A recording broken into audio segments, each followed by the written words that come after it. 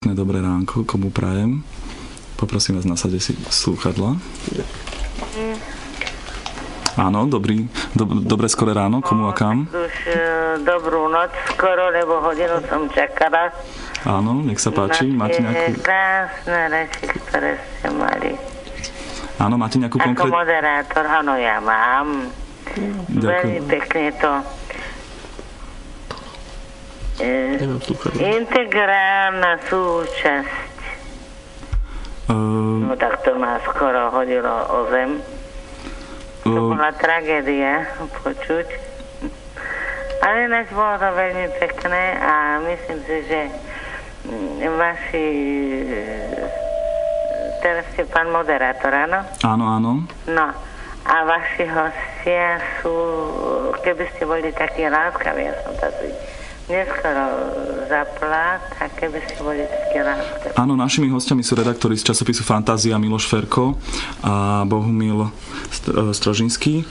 Pani poslucháčka, máte nejakú konkrétnu otázku, alebo... Áno, ja mám veľmi konkrétne otázky na nich a veľmi také, nie na telo, ale v podstate, že to, čo hovorili, v podstate som pozorne počúvala. Hej, máte otázočku, kebyže budete taká dobrá, aby sme nezdržovali iných poslucháčov? Keď sa to tak zobere, môžete mi dať ich k slovu, alebo budete furt hovoriť vy?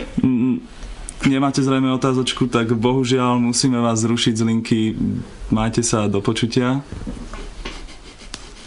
Takže pani poslucháčka zrejme nestihla v svojom myšlienkovom procese nejakú tú otázku sformulovať, alebo neviem, kde bol problém. Na linke máme ďalšieho poslucháča, takže dobrý neskorý večer, komu a kam. Áno, počujeme sa. Dúfam, že ma už ste napili. Obávam sa, že znova... Prepáčte. Pán poslucháč, pardon, toto nedovolali ste sa správne zrejme kam potrebujete, takže budeme vás musieť zrušiť. Máme ďalšieho poslucháča. Neskorý dobrý večer, nech sa páči. Dobrý deň vám prajem, lebo deň sa začína o 12. a o tom nebudem hovoriť. Dobre? Zapojíte ma, prosím vás? Áno, nech sa páči, môžete hovoriť. Môžem? Áno, nech sa páči. Ja chcem povedať iba verše od Sládkoviča. Môžem? Verše od Sládkoviča súvisiace s... Či máte konkrétnu otázku? S týmto súvisí. Je to krátke. Slovenský brat, obím si mať. Ľúb verne objatú, zem slovenská je tvoja mať. Miluj zem tú svetu. Ďakujeme za túto krásnu poetickú vložku. Myslím, že majú páni na toto zareagovať. Viete, čo ste mi pripomenuli? Našich mladých tvorcov fantastiky a ich spôsob, ktorým sa snažia dostávať svoje príbehy do slovenských reálií. Na linke máme ďalšiu poslucháčku, takže... Áno, samozrejme. Takže za prvé, ďakujem veľmi pekne za príjemný večer. Áno. Už príjemné už... Pani poslucháčka, chcete sa niečo opýtať našich hostí, alebo chceli zapriať? Počula, je to veľmi dobré, že vôbec tvorí, ale neviem, či to odkupné také právo bude. Tak to sa... No, viete ako.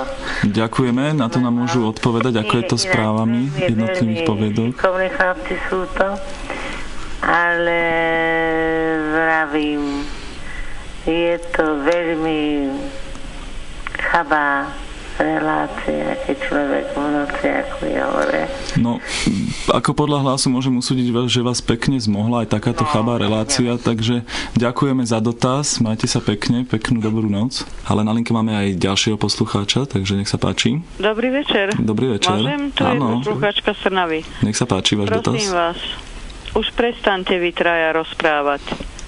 Áno, ďakujeme. Tu je veľa starých ľudí, ktorí by chceli iné relácie počúvať. A nie je toto. Je veľké množstvo aj mladých ľudí, aj starších ľudí, ktoré sa zaujímajú o fantasy, ale aj sci-fi literatúru. Ďakujeme však aj za tento názor, ale čo sme dokončíme debatu. My máme na linke ďalšieho poslucháča, takže komu prajem pekný neskorý večer. Haló, počujeme sa? Áno, dobrý večer. Dobrý. Kto je na linke? Jožo. A máte nejakú konkrétnu otázku na našich poslucháčov? Nie, chcem práve k tomu sa zapojiť, čo sa hovorí o literatúre. Áno, nech sa páči. Ďakujem. Tak, čo to bude? Ako čo to bude? No, máte nejakú otázku alebo nie? Práve to mám. Tak nech sa páči, neviem, ako sú vaše myšlienkové pochody, kam smerujú. No, pán poslucháč zrejme